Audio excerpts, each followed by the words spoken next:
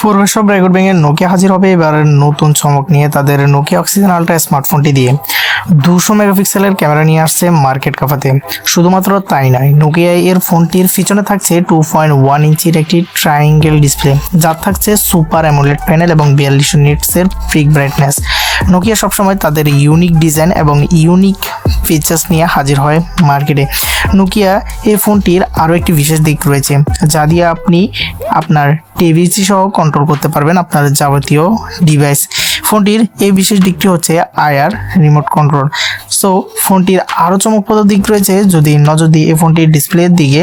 Display সেকশনে থাকছে 6.9 ইঞ্চির এলটিপিও অ্যামোলেড ডিসপ্লে, যে ডিসপ্লেটির সাইজ এবং ডিসপ্লেটি বেশ শক্তপোক্ত হবে এবং ডলবি ভিশনের সাপোর্ট থাকায় ফোনটির ভিজুয়াল এক্সপিরিয়েন্স ভিডিও দেখার অভিজ্ঞতা হবে একদম প্রাণবন্ত। 120 হার্টজের রিফ্রেশ রেট রয়েছে, যার ফলে আপনি যখন ফোনটি স্ক্রল করবেন তখন আপনার স্ক্রলিং অভিজ্ঞতা হবে একদম স্মুথ এবং 42 নিটসের পিক ব্রাইটনেস থাকায় ফোনটি আপনি দিনের আলোতেও বেশ ভালোই ভিজুয়াল এক্সপিরিয়েন্স সহ উপভোগ করতে পারবেন। ক্যামেরার দিক দিয়ে নজর দিলে ফোনটি থাকবে কোয়াড ক্যামেরা সেটআপ, 200 মেগাপিক্সেলের মেইন ক্যামেরা থাকবে যা 100x জুম সহ আসবে এবং 8K ভিডিও রেকর্ডিং এর সাপোর্ট থাকবে। সেলফিতে থাকবে 50 মেগাপিক্সেলের সেলফি ক্যামেরা, যা দিয়ে আপনি 4K ভিডিও রেকর্ডিং করতে পারবেন।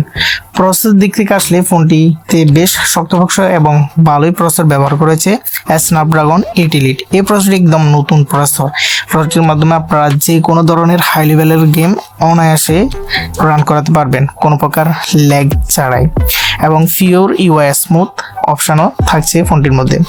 স্টোরেজের দিক দিয়ে নজর দিলে ফোনটি থাকবে 12-16 জিবি র্যামের অপশন, 1 টেরাবাইট স্টোরেজ পর্যন্ত থাকছে এই ফোনটির মধ্যে অ্যাভেলেবেল এবং IP68 এর রেটিং থাকায় ফোনটি ধুলাবালি এবং পানি প্রতিরোধে সক্ষম।